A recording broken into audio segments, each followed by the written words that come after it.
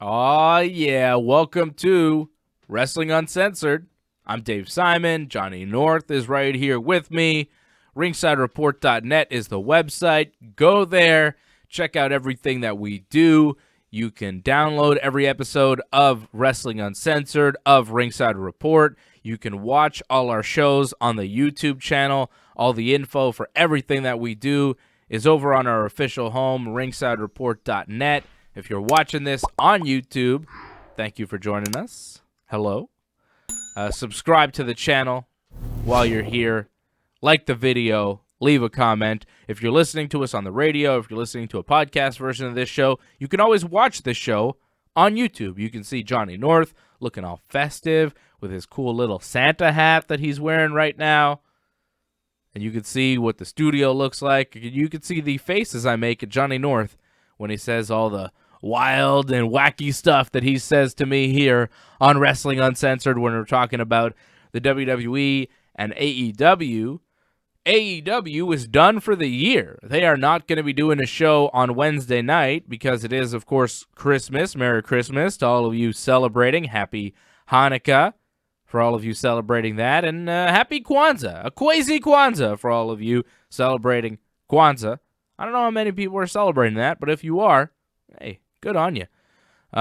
So we've got some pro wrestling to talk about, and NXT will be doing a show on Christmas night, so we can tell you what they have planned or try and figure out what they have planned. Only 2 matches announced, and they're not going to be taping live on Wednesday night, so I don't exactly know what they're going to fill the rest of the show with. Maybe highlights, maybe year-end, kind of best of NXT for 2019, because it will be the last show for NXT for 2019. AEW did their last one in Corpus Christi, Texas this past week, and they lost the ratings war to NXT. NXT not only beating them in the overall rating, but also in the key 18 to 49 demographic. So a good week for NXT. They put on a really solid show with Finn Balor and Adam Cole for the NXT title. Adam Cole retaining with a little help from Johnny Gargano. Gargano distracting the referee and Finn Balor, allowing Adam Cole to hit a low blow on Finn, and then Cole won. And then they had Rhea Ripley win the title from Shayna Baszler in the main event. So NXT with a solid show, a big title change at the end of that show, beats AEW on the last AEW NXT head-to-head night of 2019. So not really good news for AEW, at least as far as their ratings go in the United States, which everybody seems very focused on. People are paying close attention to this Wednesday night war that NXT seems to be holding their own. I thought AEW did a really good show this week, and we're going to preview what they have coming up in a couple of weeks' time in Jacksonville, Florida, their homecoming show. It'll be AEW on January 1st, live, New Year's Day night, 8 p.m., all over, on TSN here in Canada, and out in the U.S., of course, on TNT. And we have a women's title match set for that one that we're going to tell you about. We are 5 weeks away from the Royal Rumble. Get excited, Johnny North. I don't know how excited you are. I am pumped. We got TLC out of the way. We're done with that. It's over. It's over, brother Nero.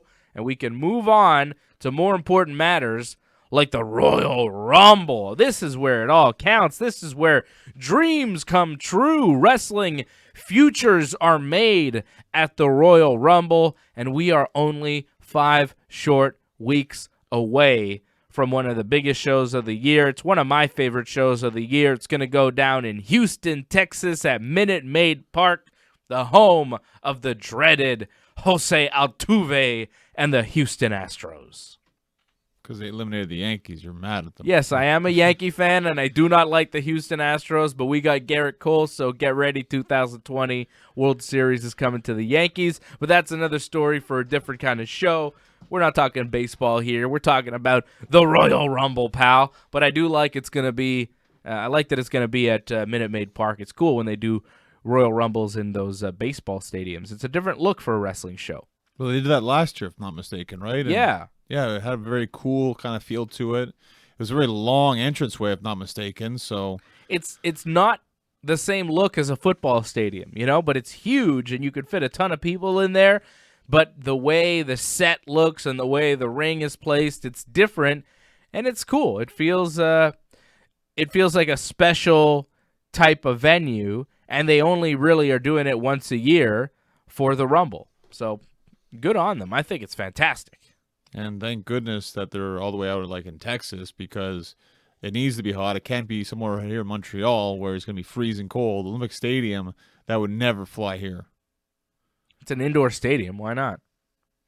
They wouldn't have the Rumble here, unfortunately. Oh, It's sad. probably not. But, you could do it in a lot of different places. You could do a Rumble in Toronto easily. Oh, of course, Toronto will get everything over us. Sure. Always. Well, yeah, but hey.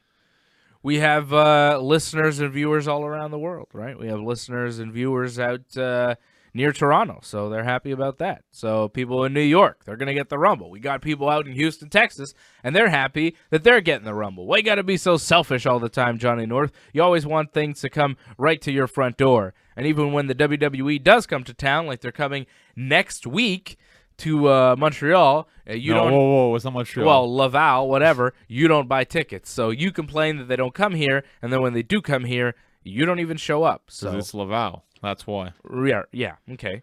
Well, when they did Raw and SmackDown here... I was there. For what, both shows? I was there for both shows, yeah. All right, fine. But you weren't planning on it. It was like you I only thought bought about a it. ticket for the first show, and then you weren't going to go to the next one, but then you somehow got a free ticket to SmackDown or something. I got convinced to go. Yeah. All right. If the Rumble came to your hometown, you would show up, right? Well, Who wouldn't? It's the Royal Rumble. Yeah. It's one of the best shows of the year. It's very important. It's like WrestleMania. It's even bigger in a sense. It sets up WrestleMania. Right, so it's The kinda winner, special. and it's two big matches now that are set up at the Rumble, not just one, because you have the Women's Rumble now too. And whoever wins that, it's a big deal. They're going to face a champion at WrestleMania. It kind of takes away from how special the Royal Rumble match was, though, because now you have two really long matches. And I always feel like one's kind of good and the other one, not so good. I feel like the women's one was good the first time around, and last time around, the men's was better. I like that there's competition, though. You have to go out and have a good Rumble match. And there's two matches, and you can compare one to the other. I like that. I think it's good because so often we see these Rumble matches year after year that are just kind of mediocre. We've seen a lot of Rumble matches when it was men only that were kind of weak. Now, at least on a Royal Rumble pay-per-view, it may be 5 or 6 hours long, but at least we're guaranteed a good Rumble match that we can really enjoy and get invested in. Well, let's not change the length of the pay-per-views here. They've been consistently 10:30, maybe even earlier than 10:30 finishing. Let's keep that going, even with the long pay-per-view. You can do this. Survivor Series ended 10:30. This can end 10:30. So you think, we saw a 3.5-hour TLC, a 3.5-hour Survivor Series. You're hoping for a 3.5-hour Rumble? I think it's going to go closer to 4, at least. Maybe, but still, let's finish before 11. Please do that. Hopefully. Who's winning the Rumble? Which one? Are we talking about the men's or the women's? Men's Rumble. Randy Orton has a very good chance. We're 5 weeks away here. If Randy Orton's going to be in the Rumble, Randy Orton, he might be the odds-on favorite. Sad to say. I'd say Randy is a favorite. Roman is a favorite. Kevin Owens should be a favorite. Kevin Owens has an outside shot. I mean, we're still far away. I mean, you could tell a bit closer to the Rumble. To me, there's no guy that really stands out right now. Sometimes you could tell, from Survivor Series who it's going to be. Right now, there's no obvious favorite. There's no clear-cut favorite, but we're not that far away. They've already taped Raw for Monday night. I read the spoilers. You did not, right? Right. I'm not going to spoil Raw for everybody, but I know what's happening on Raw. So, in my mind, we're 4 weeks away from the Rumble because Okay. Raw's already happened. Fine. And I didn't see anything on Raw coming up on Monday that leads me to have any conclusions about who's winning the Rumble. So it's still not that clear. But again, the pieces that are in play now are going to be in play at the Rumble. Like, nobody's going to come in from out of nowhere and win this Rumble. The people that we talked about, Roman, Owens, maybe Rusev. If he's in it, I think he's got an outside shot, right? I think he's wrestling Brock, but okay. Who else did you put up there? Randy Orton. Those are the guys that are winning the Rumble. Like, it's among those 4 or 5 guys, right? Maybe Keith Lee if they throw him in there. Doubt it. I doubt he wins. He's probably in it, though, because remember, this is apparently 10 Raw, 10 SmackDown, 10 Could NXT. Daniel Bryan win the Rumble? I feel Daniel Bryan's going to wrestle the Fiend. And not even be in the Rumble. Because these spots now are kind of like right rare. 10 now. from Raw, 10 from SmackDown, 10 from NXT. You're not getting double booked if that happens. You probably won't get double booked, right? So, it's not like we have a huge array of possibilities. And now we're starting to look at, okay, well, what's Mania and how do you book Mania and what are you doing here? We're in that mode now, John, because we're on the road to the Rumble and the Rumble leads to Mania, so we're starting, and the WWE is starting to figure out what are we actually going to do at WrestleMania. This is a fun time. Like, I love this. I am so happy that we're done with TLC, that we're headed to the Rumble, 5 weeks away. It's on now. Like, this is where wrestling counts. This is where things start to matter again. You know? This is WrestleMania season. So, I'm looking at Mania and I'm thinking, okay, well, Brock's going to have to wrestle somebody. He's the champion. The Fiend and Roman are probably going to wind up wrestling at Mania. Right. So, Roman might win the Rumble. Yeah, very well could. Right? He's only won it once. I feel maybe twice, but okay. I think just once. Okay. He's came up second many times, I feel. So winning a second time would make a lot of sense for Roman Reigns. He will win it again. It will happen one day. I don't know if it'll happen this year, but it's kind of ridiculous he hasn't won more than he already has, considering it's like he's come up, I think he's come up second more times than he's been in, like, come up first, like when he's actually won. It's ridiculous. He only won in 2015. He's won once. Yeah, there's a very good chance he's going to win then. There you go. There you have it. Our projected winner for the 2020 Royal Rumble, 5 weeks away here on Wrestling Uncensored, is the big dog, Roman Reigns. So he's come up like second like 3 or 4 times then. It's crazy. Yeah, but I think he's going to win this year, next year, whatever. Right, yeah. Well, yeah, it's probably going to happen, but it makes sense because him and the Fiend, like, that's what should happen. On SmackDown, there's nobody else to face the Fiend. Yeah, the Universal title match at WrestleMania, Roman Reigns versus The Fiend. Nothing makes more sense. Daniel Bryan right now is being used to build up The Fiend, to lose to The Fiend at the Rumble, to set up Roman versus The Fiend.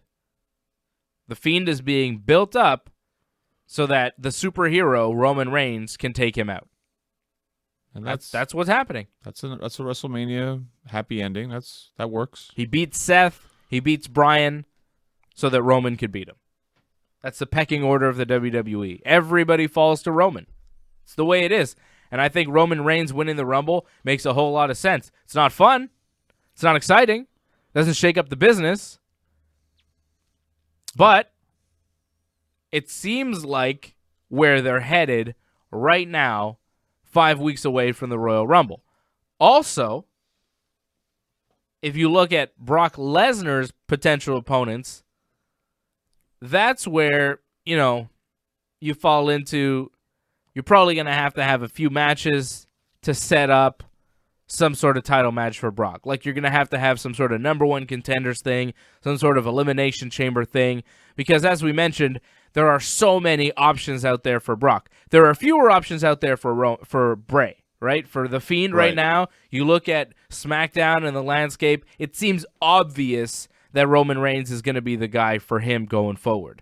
Whereas on Raw, partly because Brock Lesnar is never actually there as WWE champion, it's not really clear who the number one contender for Brock is or is going to be. Brock didn't wrestle at TLC. Brock wasn't on Raw. Brock's not going to be on Raw until who knows, right? So Brock's opponent, even at the Royal Rumble at this point, is not obvious. Is it Rusev? If it is Rusev, he's going to have to beat Bobby Lashley at some point because he just lost to him at TLC in the tables match. You know, they're going to wrestle again for sure. There's the wedding coming up on the 30th of December here on Raw in Hartford, Connecticut between Lana and Bobby. Maybe Rusev gets involved there, although who knows? Maybe they're moving on from that. But, you know, you thought it was going to be Rusev versus Brock at Rumble. I think it still will be. I'm not sure. I'm not really sure that it's certain. But again, he's a very good option looking at the landscape of Raw. Who are the top baby faces on Raw right now? Well, you got Randy Orton, but he's kind of stuck in this thing with AJ Styles. You've got Kevin Owens, but he's in this deal with Seth Rollins. So it wouldn't really make sense for them to break away in the next 5 weeks between, you know, Seth and Kevin when they haven't really had their payoff match. Same deal with AJ and Randy. They still haven't really had their payoff match. Right? Even though they did something on Raw this week, right? It was Randy versus AJ. Like, Randy did beat AJ this week on Raw.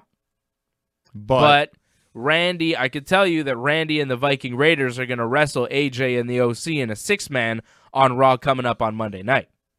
So it's not over, right? Exactly. Because Randy beat AJ this week, even with Randy selling a knee injury, by the way, which I was like, really? AJ can't even beat Randy with a busted leg? Yeah, AJ won the first one at WrestleMania. This was the rematch. So. Oh, all the way back at WrestleMania, not even last year. It was this year. Was it this year, Mania? It was this year, yeah. Wow. Forgot about that one. So Randy beats AJ in the main event of Raw this week, but then the OC show up and they attack Randy. So it's not over. Like, there's clearly still beef, and then the Viking Raiders show up and they tried to make the save, but they got taken out too, and then the OC stood tall at the end of Raw. Good main event. Good finish. I thought Raw was solid this week. I'm liking Raw these days. Paul Heyman's doing a good job. Whatever he's doing, it seems like it's working. I like it. There's mysteries going on, you know? There's weird storylines. The Lana and Bobby Lashley thing isn't going away. It's bad because Lana is just not good in her role, but she's so bad that she's, like, hateable, so it's kind of working, you know? Kinda. It's kind of working, but it's you know, it's interesting, I guess.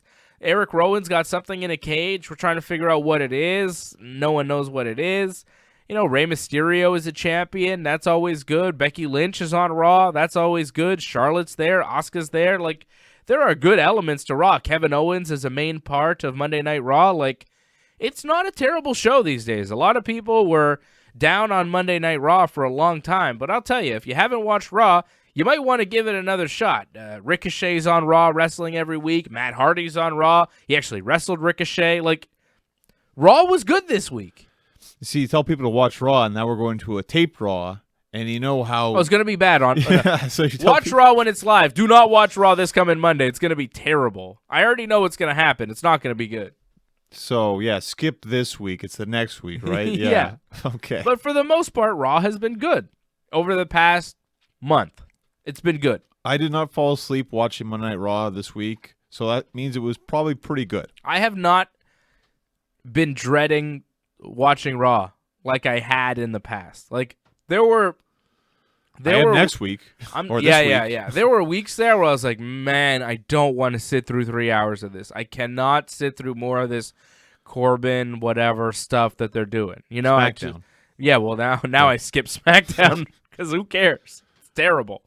But no, I watch SmackDown and I don't like it. But Raw is good, you know? And Raw is a 3-hour show. So if I'm going to have one good show and one bad show, I'd rather the bad show be shorter and the good show be the long one, you know? So at least Raw being the 3-hour show is quality. And SmackDown, it's a bad show, but at least, you know, it's not as long, which is, you know, a positive. But I'll tell you, I've been enjoying Raw, and it hasn't taken me, like, you know, I wouldn't always watch Raw Monday nights, but sometimes now I do.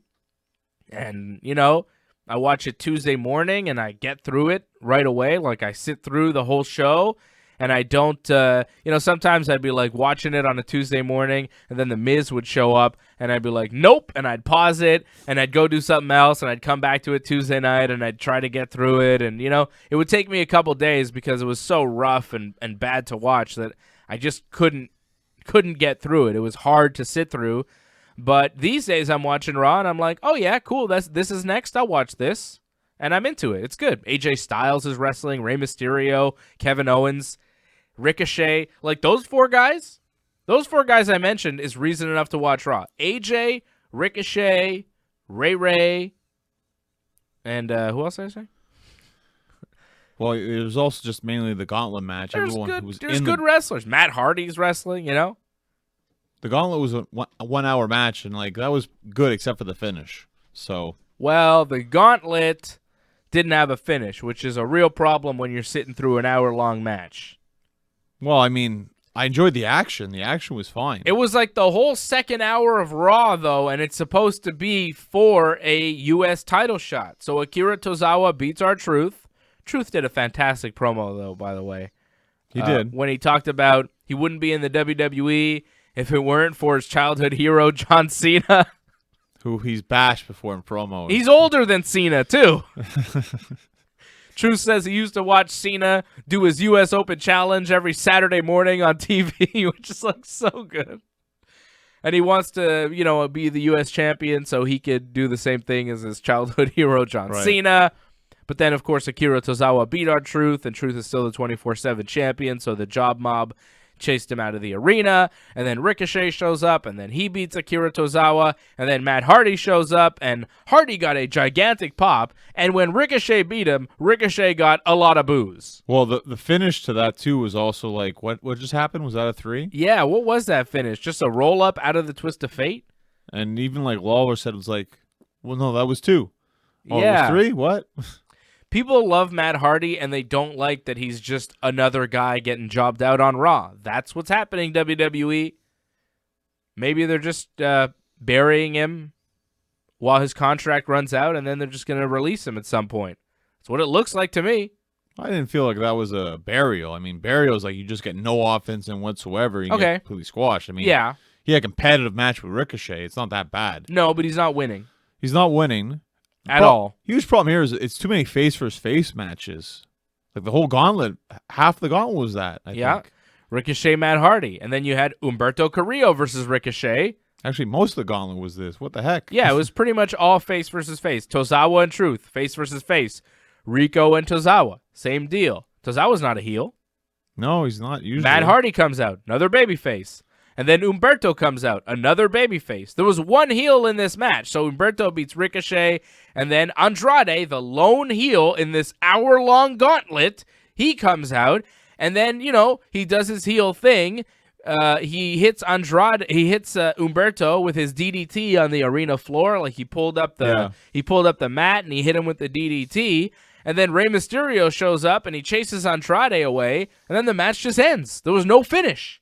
Because we had to go to the next segment, too. What do you mean? Because isn't that when Seth Rollins came out? Yeah, then the AOP and Seth Rollins showed up and they beat up on Rey Mysterio because Seth didn't like that Rey Mysterio had given the pipe to Kevin Owens to help him in his search for the AOP and Seth Rollins. Really the AOP. Yeah, really. Yeah. Seth was just getting revenge for the AOP on Rey Mysterio because Rey sided with Kevin Owens. That's what happened there, and he hit him with a curb stomp and da-da-da-da-da. Who cares? Like, the gauntlet match didn't have a finish. That's not cool. You can't do that. And Andrade, I guess, is the number 1 contender now for Rey. Is he? Really? I didn't get that. Well, Rey and Andrade seem to have a deal. Like, they have a beef. I don't know. It's not clear. Coming up on Raw this Monday night, try to give you a spoiler-free. Well, it's supposed to be Rey Mysterio, Seth Rollins. It is Rey Mysterio and Seth Rollins in the main event. I do not think Andrade is even going to be on Raw this week. Wow. I'm looking at the show, and from what I have in front of me, from the Raw spoilers, Andrade's not booked on Monday night. So he barely did anything in the gauntlet and does nothing on the tape Raw. Yep. That's crazy. That's weird booking. Easy night for Andrade. I suppose, but very odd that they did something like that. But okay. I still feel Rey and Andrade will eventually wrestle each other. It's just, it doesn't make sense right now because to me, he didn't become the number 1 contender. The match had no finish. So you're not the number one contender. How do you do a gauntlet match with no finish? Oh, there's always like stupid finishes like in wrestling. Did you watch WCW? Always saw that stupid stuff. But when you're investing that much time and it's for a title shot, there's something on the line. It's the investment of the time that really gets me. But they don't want anyone to lose. That's the problem. But the WWE does this to you so often. It just perfectly encapsulates the problems with WWE's creative, is that they make you invest so much time into the build, and then there's no payoff.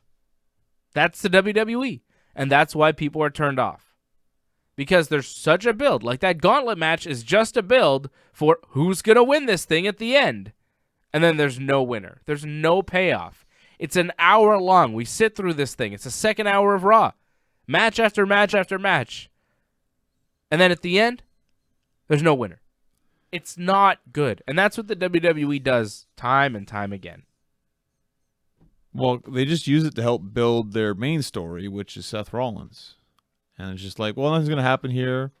Seth Rollins is really what's important, so we'll just cut away. He'll talk about Andrade in the promo, and we'll go back to that one day, someday, who knows when. Right. Seth Rollins is what's important. Another issue for the WWE, which is sacrificing everything to benefit your main event. That's a huge problem with them, yes. And it winds up shooting them in the foot down the road because the lack of sense in the undercard, it becomes obvious later on, and then you can't make cohesive storylines that make sense because of the previous errors and lack of logic in the character's judgment. You know? Well, no one gets built up except the main eventers, so everyone pretty much just stays down below. And then when you try to build these guys up, it's like, well, I can't get behind these people because you have no reason to get behind them ever. And they wonder why they can't make new stars. Well, it's very obvious. They want to make the stars they want to make, and they keep people at the level they want that aren't going to be stars. Right. They're just there. They're just there. And when you're watching a show and you come to realize that there are certain people that are just there. It's kind of frustrating. Right. It takes away from the enjoyment of the show. Because a lot of people start to like these people that are just there. And when they realize, oh, they're just kind of filler for everybody else. Oh, they're just there being built up for the Fiend so that Roman Reigns can beat him. It's kind of a turnoff, you know? If you're a Daniel Bryan fan, one of the greatest wrestlers to ever live, and you're seeing him as just this kind of pawn, it leaves a sour taste in your mouth. You don't like it. Yeah, but I don't like it. Daniel Bryan's risen above that before in the past, where he's just been used in a situation to help build main event guys, but he was so over that they couldn't ignore him. So I feel like, again, that's just going to happen. And he is in the main event when you think about it. He's feuding with the Universal Champion. It's not a bad spot whatsoever. Can he win? He's not going to win. He can't win. Can he win, please? He's not going to win. But I think they'll make it super competitive, though. They'll give him that at least. What does Daniel Bryan do at WrestleMania? Oof, that's rough. What does Daniel Bryan do? That's a great question. I don't know if there's anything he can do. Maybe Wrestle The Miz? You know, it'd be a great match for him would be Chad Gable. Okay. I For mean, what? That it's not a WrestleMania. No, it's just great wrestling though. Sure. All-star wrestling. Okay. That's about it. You want to wrestle The Miz again? No. Well, no. I'm just saying. What are they going to do with Daniel Bryan? He's such a valuable commodity, and he's been squandered. He's just another guy. It's tough. Daniel Bryan. He's so good.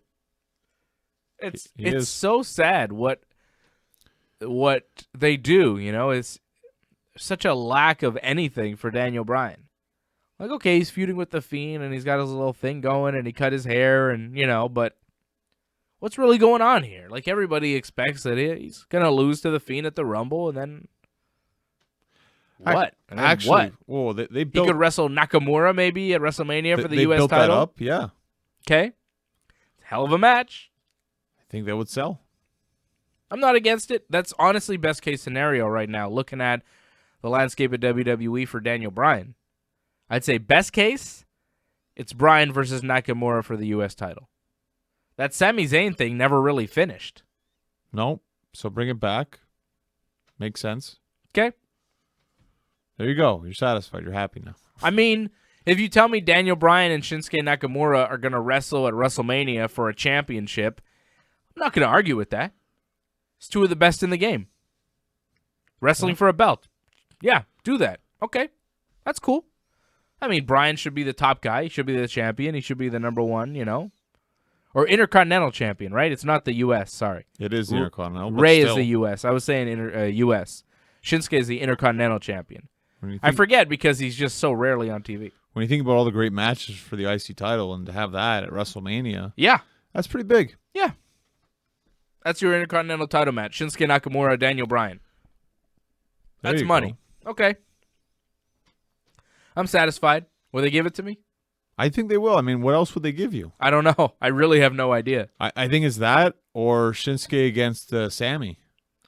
Yeah, I don't think they're doing that. I think Sammy's staying with Shinsuke for the next little while. That's good. That's better. So, who's going to take on Brock at Rumble? You think Rusev? You know, I'm thinking now, why don't you just, because they're still feuding, just make it a triple threat. Throw in Lashley, too, so then we finally get Brock and Lashley. I'm into that. And what about Mania? Whew, Mania stuff. I really want Kevin Owens. Yeah, but do you believe it's going to be Kevin Owens? It's too early to tell. I think Randy is more likely. I think Randy Orton, Brock Lesnar, WrestleMania for the WWE title. They've got a lot of history together. They came up in the same class of OVW, like in developmental. It was right. Like talk about the big four, right? They always talk about those four guys that were in that class together as rookies: John Cena, Randy Orton, Brock Lesnar, and Dave Bautista.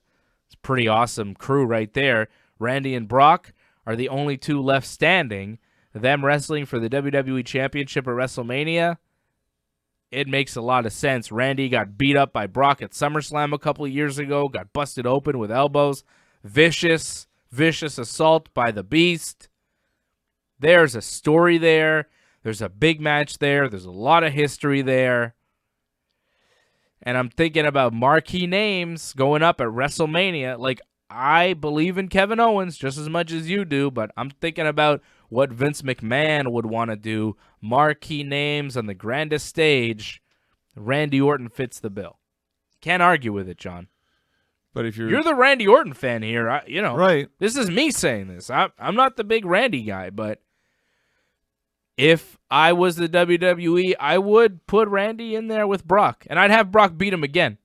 Wow, that's amazing. Go Brock. The thing is, like, going forward, though, what does that really do? You just gave Brock another win at WrestleMania, and, like, he's just going to defend again at WrestleMania. He's just going to be champion and barely wrestle every year. I think you got to build towards the future. You need a new guy who's going to be there for years. Kevin Owens is your guy. I agree. So that's what they should do. It's what they should do. You don't believe it, though, but I don't think they will. I would like them to do that very much. I would very much like them to invest in Kevin Owens as the future of the company. I'm not going to say that's not something I want, but the WWE, I don't feel like they're going in that direction. Kevin Owens is 35. He's in the prime of his wrestling career. This is the time to go all the way with Kevin Owens. By WrestleMania, Randy Orton's going to be 40. Do you really want to put two 40-year-olds in there, Randy and Brock, for the WWE Championship? Or do you want to put a 35-year-old in there like Kevin Owens, who could be the future of the company for the next 5 to 10 years? You put him over Brock Lesnar at WrestleMania, you make Kevin Owens into a superstar, and you could run with that for the next 5 years as a top guy in the company. You make a good point, though, Randy, in terms of marquee. I mean, that is big. But it's been done before, though. With Kevin Owens, it's something new. It's fresh. I think if you're trying to build towards WrestleManias going forward, that's the match you want to do. Yes. However, they don't do it. They build for just the year. RKO versus F5. It's... Right. They do that stuff instead. Yeah. They do that a lot at WrestleMania. We're used to that. Well, because there's like 5 main events at WrestleMania, so they don't really care who really wrestles each other, as long as it's just names. Well, we have booked WrestleMania. I think we've booked it pretty good right now. I think it's going to be Brock Lesnar versus Randy Orton for the WWE Championship. It'll be The Fiend defending the Universal title against Roman Reigns after Roman Reigns wins his second Royal Rumble. He's our projected winner for the Rumble this year. He is. And it will be Becky Lynch defending the Raw Women's Championship against the former NXT Women's Champion and winner of the 2020 Women's Royal Rumble, the Queen of Spades, Shayna Baszler. Well, yeah, we kind of said that like way back. We've been calling that since Survivor Series.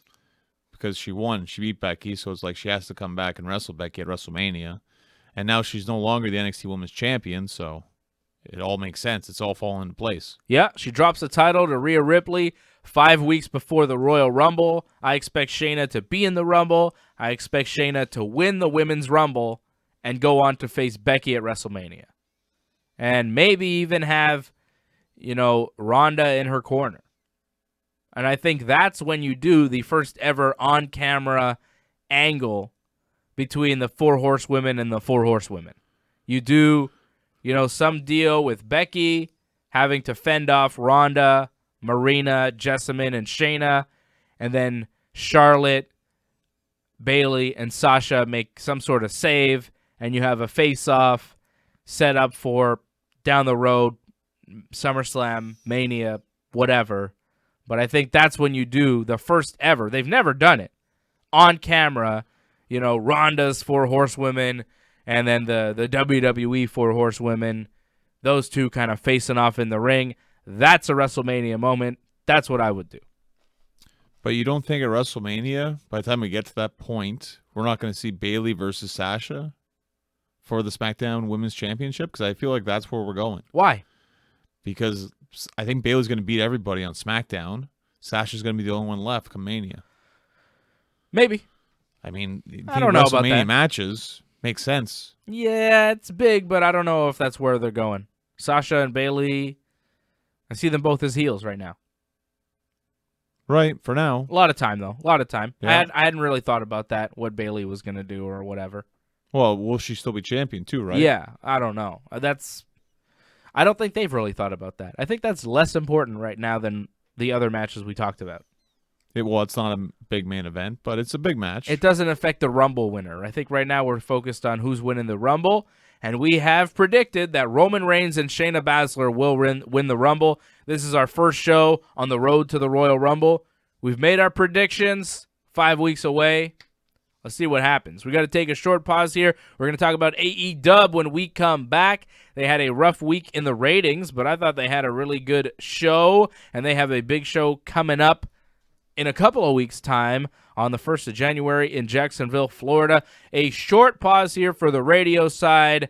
Stay with us. Way more Wrestling Uncensored coming up. Hey. We are still here. It is a commercial break time. So read commercials. You got to read some commercials. All right, John, I'm going to read commercials. Take it easy. Johnny North giving me heat over here. I'm just telling you what you got to do. I think I got to sneeze. Get it done. Away from me. No sneeze. Stitcher. At the Ringside Report Network, we've been producing podcasts for over 15 years, and many of you have been using Stitcher to stream or download our shows, Wrestling Uncensored, What's Fandom in Japan, or Ringside Report. By the way, new episode of What's Fandom in Japan will be dropping this week, so stay tuned. Good, I asked about that. We're going to preview Wrestle Kingdom coming up this week. Get ready, holiday edition. Stitcher, though, offering you the Ringside Report universe as part of the sponsorship of our show, a special premium offer on the premium version of their service. Besides all of our podcasts, you can listen to over 100,000 podcasts on Stitcher Premium. You can listen to them on your iPhone, Android, tablet, PC, or Amazon Echo device, or in your car, on demand, ad-free, Stitcher Premium. They've got Joe Rogan. They've got Something to Wrestle with Bruce Pritchard. They've got Grilling JR. Johnny North and I like that one a lot. MMA fighting, and a lot more. You get Stitcher Originals, bonus episodes, comedy albums, so much more. It's just $4.99 a month or $34.99 a year. What you got to do is go to Stitcher.com/premium to sign up today and use the promo code RINGSIDE. You use the promo code RINGSIDE, like Ringside Report, promo code RINGSIDE, and you get a free month of Stitcher Premium. Go to Stitcher.com/premium. Use the promo code RINGSIDE for a free month. See, that goes well when you're not interrupted like you were before. With AJ? Yes. Yeah, AJ needs to stop interrupting me when we're trying to do commercial breaks. He's an amateur. What are you going to do? He's not a pro like you. He doesn't have the experience that you do, John. You got more experience. Well, I think he just tries to take over the commercial, that's all. What are you going to do? You should have him read the commercial one time, see how that goes. No. Didn't you have him read the commercial? He read a commercial once, and we got very bad reviews about that. Wow. Yeah, people did not like AJ's read. People said, can AJ read?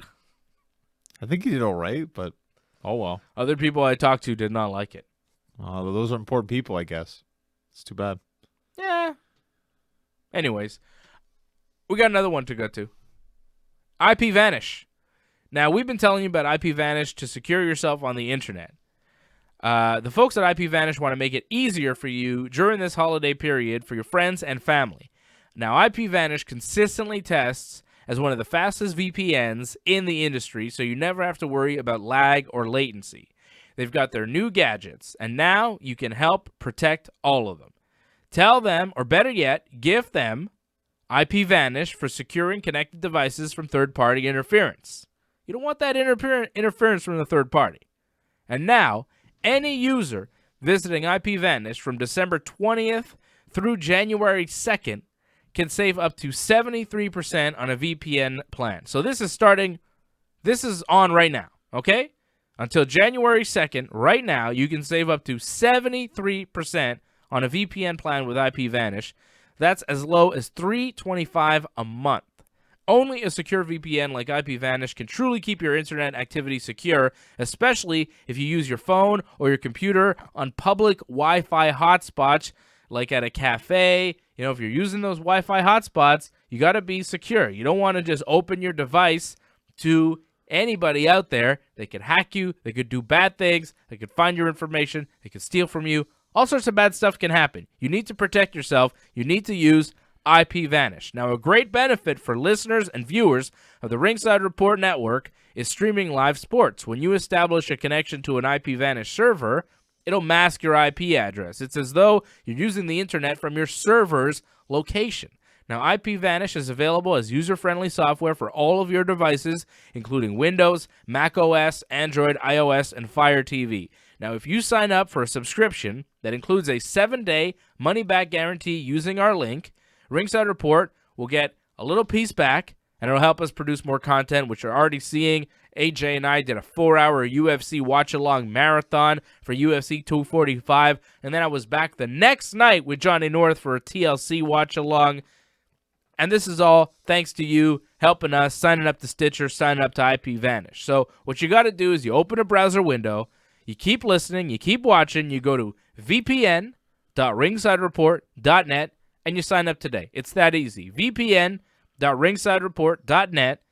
And don't forget, from now until January 2nd, you can save up to 73% on your VPN plan with IP Vanish.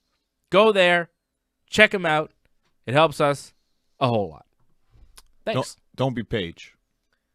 Because I don't think Paige used that. Yeah, Paige didn't use IP Vanish, and look what happened to her. I use IP Vanish. People in my family are using IP Vanish. Freddie's on it. AJ doesn't quite understand how the internet works. You know, AJ still couldn't figure out what Amazon Prime was. So, you know, Johnny, you got IP Vanish. I got you an IP Vanish subscription for Christmas. We all got it. We all have it. We're all on it. You love it. You're using it. Glad you gave it to me. Of course. We're all glad we have it. And you could go to vpn.ringsidereport.net. You could get your own. What are you getting for Christmas? What am I getting for Christmas? Yeah. I don't know. Oh, wow. That's too bad. I mean, it's a surprise, right? I mean, I don't know what other people are getting me for Christmas. I got myself a little something for Christmas yesterday. Which was? Just a little treat. Ah, I see. Just a little treat ski. You went to the pharmacy. prefer to call it the store. Whatever. The SQDC. I went there. I love it. It's a good shop. They have good products there. It's like AJ says, right? Tomato. Look, if you want to get anything for me for Christmas, that's the store to shop at. Is all I'm saying.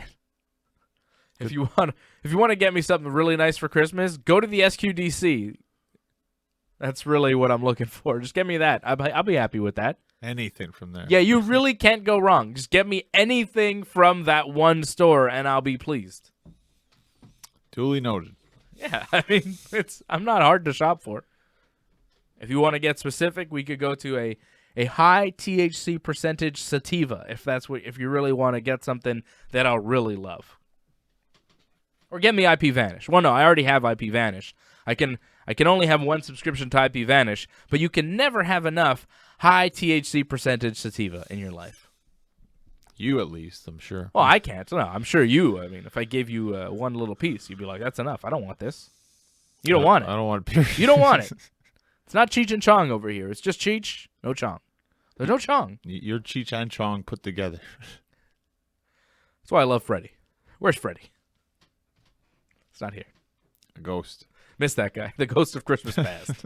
Freddy Garcia. All right, let's get back to the show, shall we? Sure. All right. Oh, yeah. Welcome back. It's Wrestling Uncensored. I'm Dave Simon. He's Johnny North. RingsideReport.net is the website. Go there. We've got podcasts. We've got videos. We've got a YouTube channel. Like the video. Subscribe to the channel. Leave a comment. We're on all the time. We were on live during WWE TLC. We were on live during UFC 245. We're on live every Thursday night with Ringside Report. We'll be on live for a special holiday edition, Boxing Day edition, Thursday night, 8 p.m. Ringside Report live on the YouTube channel every single week. Dave and Johnny live every single week at 12:30 on a Friday afternoon. We talk about professional wrestling.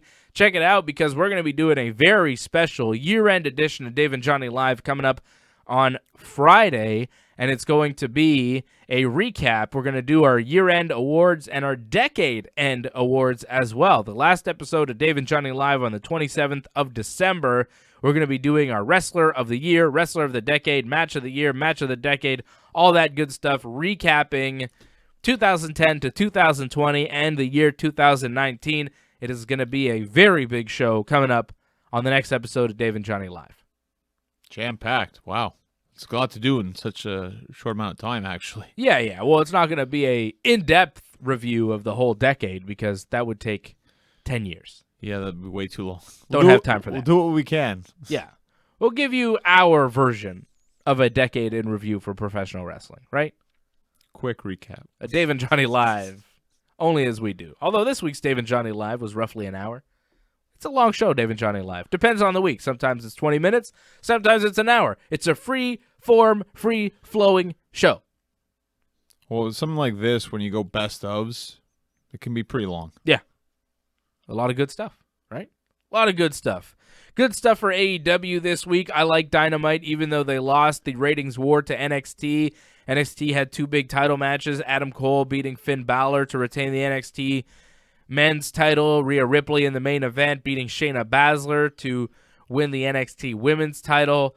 But I thought AEW Dynamite fought back with some pretty good matches. The Lucha Brothers versus Hangman Page and Kenny Omega. I thought that match was fantastic. The finish was good.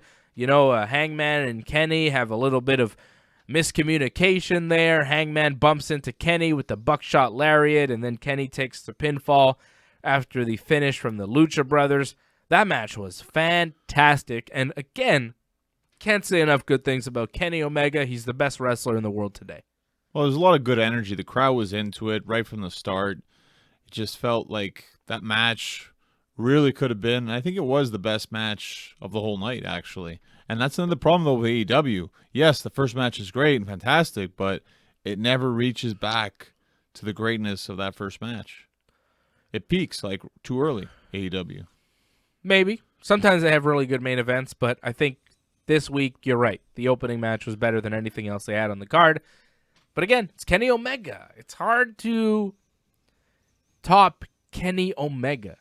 And seeing him this week, it's just incredible. The way he moves in the ring. No one else moves like that. No one else can do the stuff that Kenny Omega does. He is the most complete wrestler in the game.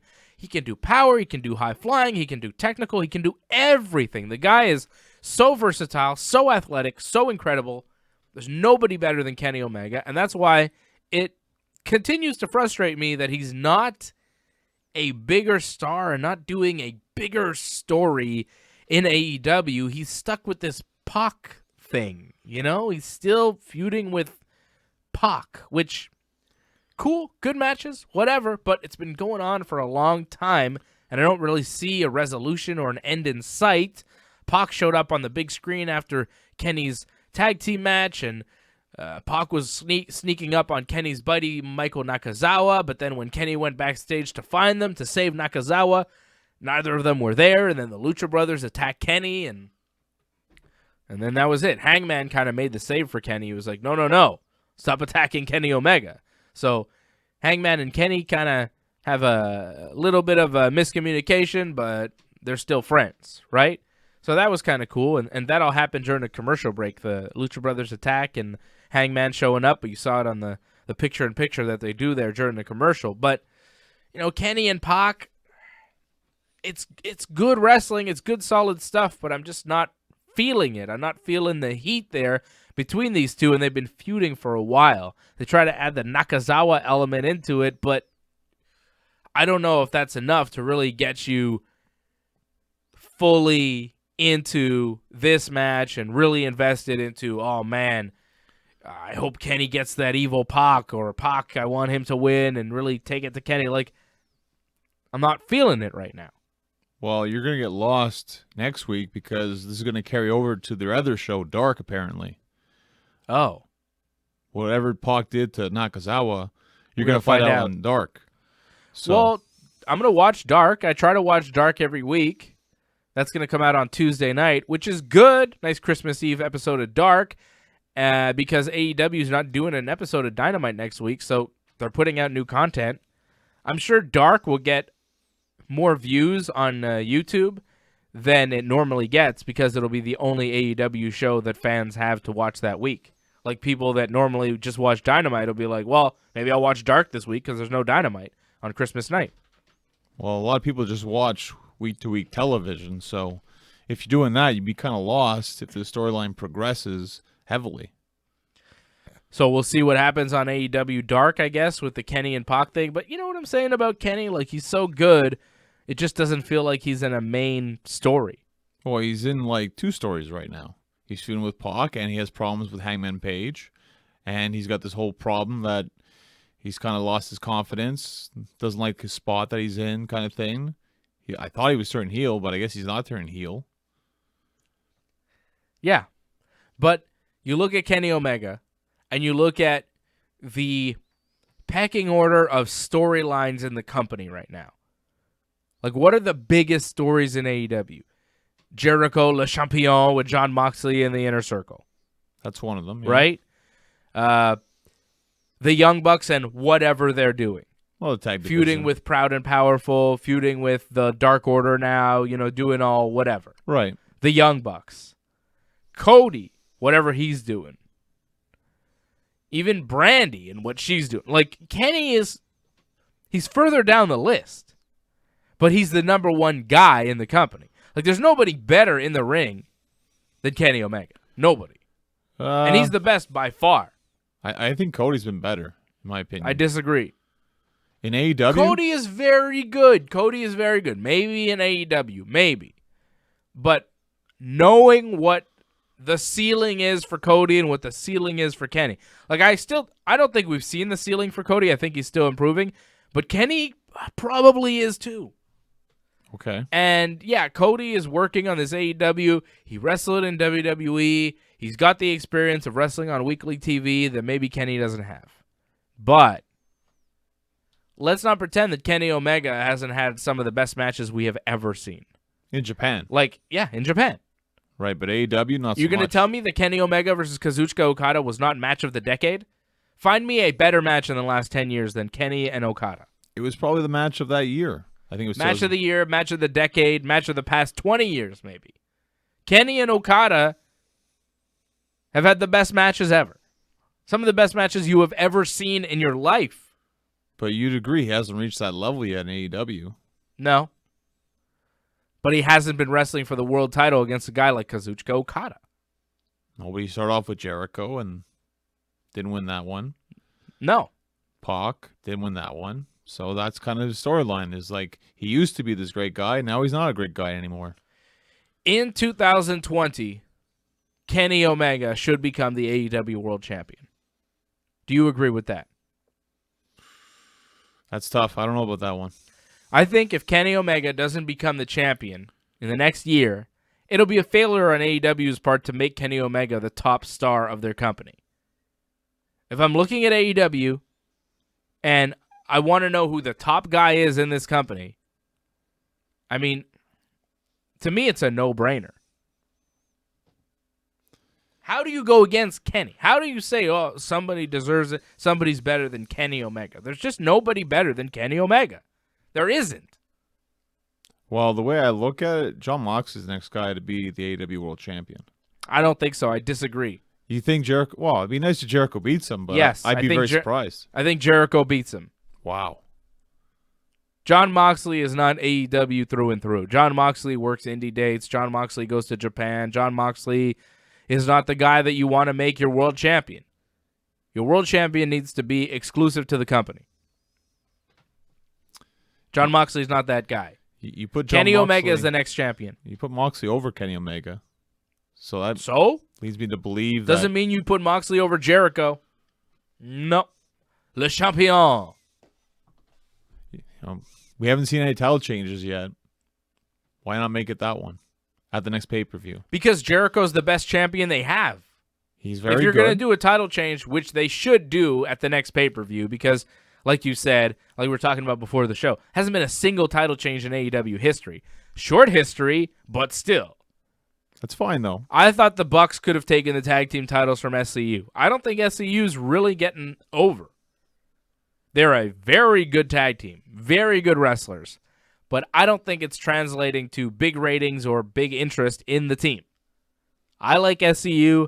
I don't think they're getting superstar status right now in AEW. I think there are other tag teams in the company that are more over than SCU, and to continually have them as your main tag team, as the tag team champions, I think is slowing down the progress of that division, unfortunately. Like, I feel bad saying it, but as good as SCU are, I just don't think they're getting over that strong as babyfaces. So putting the Bucks over them, I thought would have been a good move. They didn't do that. SCU beat them clean in the main event of AEW Dynamite this week. But those guys, or Riho, especially because she's not exclusive to the company. Again, she's been gone for weeks. She showed up on TV this week. She was in the crowd. But if you're not exclusive to AEW and you're not around that often, it's hard for me to want you to be the champion, because if you're not seeing the champion, you don't really know who the champion is, especially with somebody like Riho, who already, it's not established. You don't know who she is. It's not good. So I would give the title to somebody like Kat Statlander, who's there every week, and just push her to the moon and make her your next big star in AEW. That's what I would do.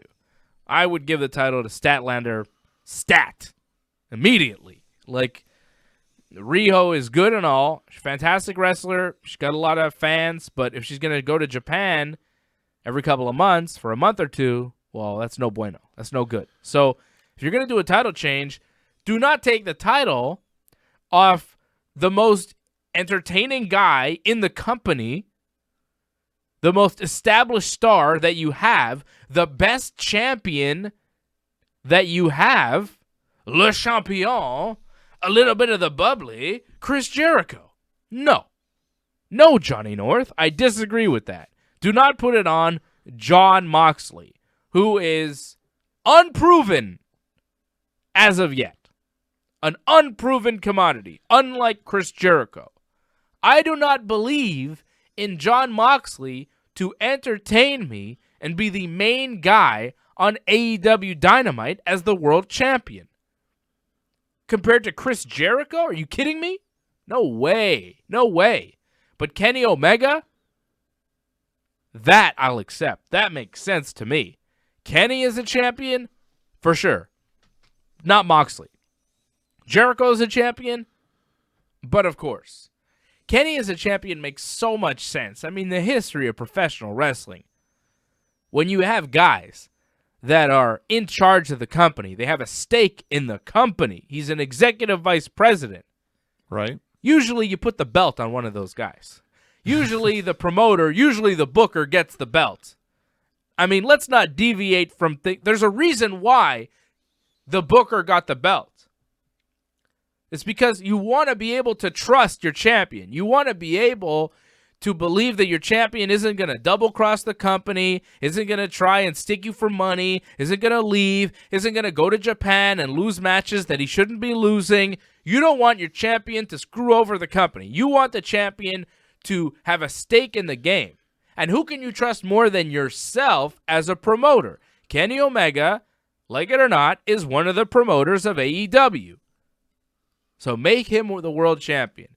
Usually I'd be against making the promoter world champion, and usually, promoters have used it when they shouldn't be the world champion, right? Like Jeff Jarrett was champion in TNA for so long, it was kind of like, really, man?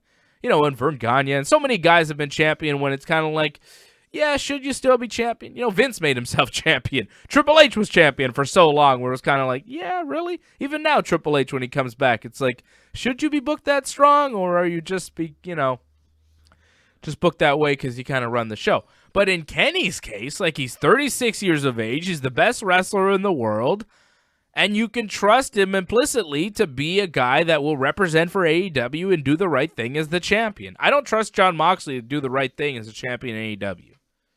I'm giving it to Kenny. I'm giving it to Kenny for so many reasons over Jon Moxley, and keeping it on Jericho for so many reasons over Jon Moxley. I like Jon Moxley. I like Jon Moxley way more than I like Dean Ambrose. But I still don't like him as much as I like Kenny or Jericho. And it's not because they're Canadian, all right? Take it easy. It's because they're just better. And they're more reliable. They're more reliable. Moxley has proven unreliable for AEW in the past.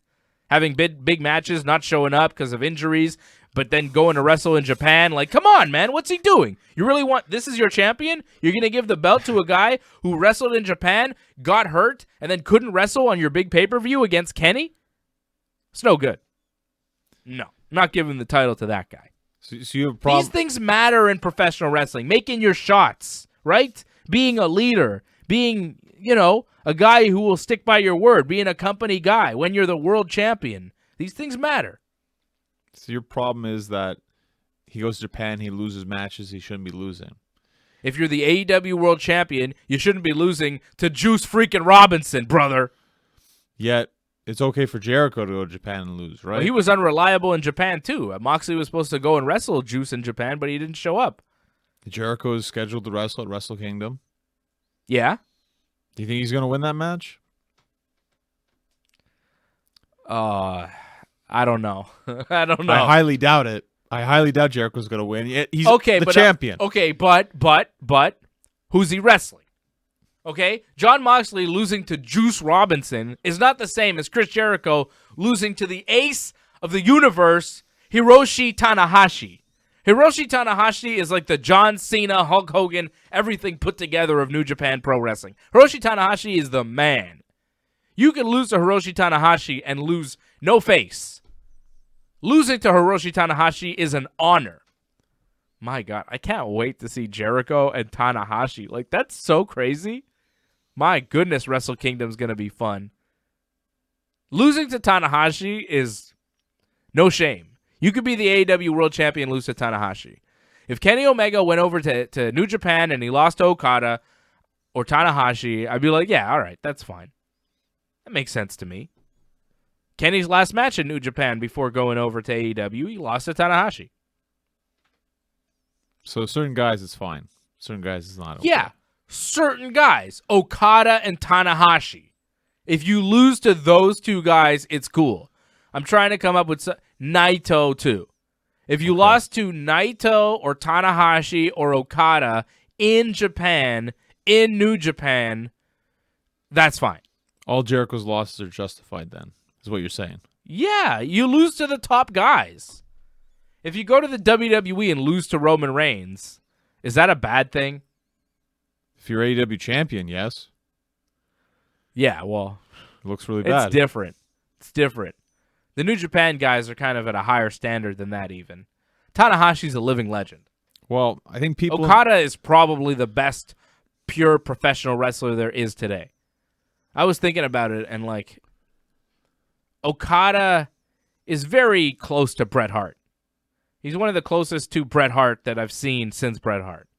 In the way that he tells a story and his matches and, you know, the fundamentals. He really doesn't do anything that crazy. I mean, he'll do some head bumps and stuff like that, but, like, the basic stuff and just making art out of just little things that don't seem that complicated, but when put together, it's just this beautiful tapestry of pro wrestling.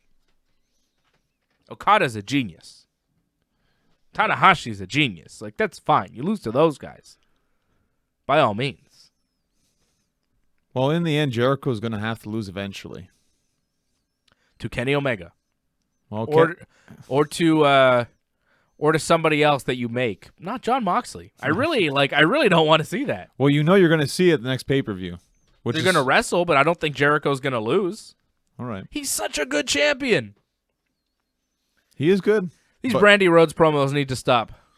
What's wrong with Brandy? They're not very good promos. I don't like these promos. You like it? The Nightmare Collection? You think it's good? I want to see where it's going. I'm not saying it's the greatest thing in the world, but I'm interested to see what this is. Who's that bald guy with her? What's going on? It's a mystery storyline. How about that package pile driver that Chris Statlander hit Britt Baker with to finish that match this week on Dynamite? Is it a package pile driver? It's more like a reverse spike kind of thing that Hangman Page does, isn't it? I don't know. It looked pretty nasty. It looked like she dropped it right on her head. Well, how did Britt Baker not break her neck in that? That was long hair. Whew. That's yeah? Yeah. It looked worse than it was, you think? Of course. Looked great, though, didn't it? Long hair does that. Wow. I know. Jungle Boy and Jericho went to a time limit draw, as I told you they would. Before we get to that, though, Statlander, she's #1 contender, right? Because she beat Britt Baker. She's going to wrestle Riho on January 1st for the women's title, AEW in Jacksonville. I'd put the title on Statlander. Go for it. She's good. She's new. She's a good wrestler. She's over. People are liking the gimmick. She's an alien. Why not? Well, is she going to get the title shot? Because Brandy came out, hit her with the heel of her shoe. Yeah. And, she was selling an eye injury. Oh. So, is she going to be good to go? Well, that is the announced match, but I don't know what's going to happen. Maybe they'll change it. But so far, that's the word. It's supposed to be Statlander and Riho for the title January 1 in Jacksonville. I could see them easily change this, and maybe Awesome Kong will get the shot instead. Awesome Kong, who's undefeated so far in AEW. In squash matches. Right, but still. Yeah. Jungle Boy and Jericho, time limit draw. Jericho cut a promo after the match. Talked about how Jungle Boy couldn't beat him. Jericho wanted 5 extra minutes, and then Jungle Boy was rolling him up, and Jericho's like, nah, forget it, and he kind of bailed on the match. But then we found out later that those 5 extra minutes weren't official, so Jungle Boy didn't beat Jericho by countout, which it seemed like had happened. Right. Jericho had actually gone to a time limit draw with Jungle Boy because the match was only 10 minutes, and Jericho demanding extra time was not official on the books. Jericho doesn't make the rules. Whatever. Jericho says he's got a surprise for Moxley if he decides to join the Inner Circle on January 1st. So we're going to get Moxley's answer on whether or not he joins the Inner Circle. I'm going to guess he doesn't. Or fakes it and then turns on them kind of thing. Okay. So I don't think Moxley joins the Inner Circle. Statlander said she didn't want to join the Nightmare Collective. And then the Dark Order, they did get some guys to join them. The Beaver Boys, the guys who were jobbing, they joined up, and the Dark Order showed up after the SCU Young Bucks match, and the Creepers attacked SCU and the Young Bucks, and then the Dark Order showed up, and they cut a promo, and Chris Daniels and Kenny Omega tried to make the save, but they got taken out, and Cody and Dustin tried to come out. They also got taken out. Dark Order stands tall at the end of the show. Everybody's mad. People seem to hate the Dark Order. I don't know. I thought it was all right. I like the Dark Order. Am I alone? Well, I didn't mind the idea of it. I just thought the Creepers were terrible because none of them can throw a work punch. It all looked like crap. It always looks like crap every time they come out. I mean, if you're going to have guys dress up in these masks, make sure that they can work because these guys couldn't work. Okay. But the concept itself? Yeah, the concept was fine. I don't mind the Dark Order, Uno, and Superfied. It's good. They're good. Or Stu Grayson, sorry. Yeah. Not Stupefied. He used to be Stupefied. Right. Right. I like the Dark Order. Good Canadian guys, good tag team, good in the ring. The gimmick is starting to work. They stopped these weird vignettes. I thought it worked this week, what they did, the promo there from Evil Uno. Well, they did throughout the show, right? They had the flashes. Yeah, but I'm saying the promo that he did at the end of the show, I thought it was good. I didn't hate it. And now the Dark Order, they seem to be taking over the tag team division, maybe feuding with SCU, maybe feuding with the Bucks, or both. Well, They attacked them both.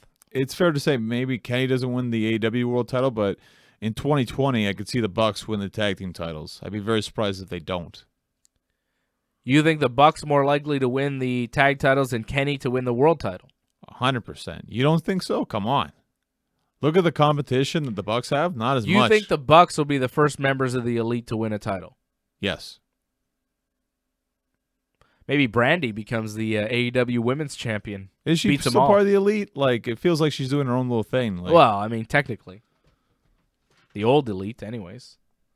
Maybe Marty Scurll comes in and beats everybody. And he went to NWA. he showed up on NWA's pay-per-view. Apparently, he wasn't on their TV. He was on their TV. All their TV, though? Didn't they He tape did a few? promo. Like, I don't think Marty's fully in NWA long-term, though. I've heard that he's testing the waters. well, the thing is, That's what Cody said, I think. with NWA, like, Colt Cabana's there, and Colt Cabana's going to be on Dark this week, so Yeah, Colt Cabana did commentary on AEW Dark. maybe. Vicky Guerrero was on commentary for AEW Dark last week. I like that a lot. I like Vicky. Joey Janela was really good, too. Joey was funny because he mentioned a lot of Jim Cornette terminology. It was funny stuff. I was very surprised. Like, he bashed himself because Cornette loves bashing Jelly Nutella. Is that what he calls him? Yeah. Yeah, well, whatever. Joey Janela fighting back, making fun of Jim Cornette. Guess what, Jim Cornette? Joey Janela gets to do commentary on a weekly wrestling show, and you don't. So Cornette was on pay-per-view, I think 2 weeks ago or last Why? week. Yeah, it was at the Bob Eaton show that was on Fight TV. He was like the host of it. okay, well, he's still getting work on some small indie shows, but whatever. Johnny North, speaking of indie shows, when can people see you in the ring? January 25th, 2020 in Anjou against Dom Boulanger. Bell time will be 7:30, 9001 Boulevard Parkway. And, yeah, I'm going to beat him again because I beat him all last 2 years. So I've never lost to Dom Boulanger. It's quite impressive. Nice. Another victory coming up for Johnny North, starting a year off with a bang and a boom. Another victory for the big man, or as I call him, El Contador. Not the other one? Good. Another one of your aliases, the Contador, Big Johnny North when he wears the mask, and he's a lucha wrestler. For more on that, you can follow him on Twitter at North Genesis, on Instagram at Genesis Johnny North. You can follow me on all the things at Dave Simon MMA. RingsideReport.net is the website you want to go to. All our podcasts, all our YouTube videos, everything that we do, MMA, professional wrestling, everything is covered at RingsideReport.net. Big thanks to everybody helping us out on the radio side. Happy Hanukkah and Merry Christmas to everybody. We will be back next week for our last show of the year. Until then, I am Dave Simon for Johnny North. This has been Wrestling Uncensored. Yeah, yeah. Ho, ho. Ho, ho!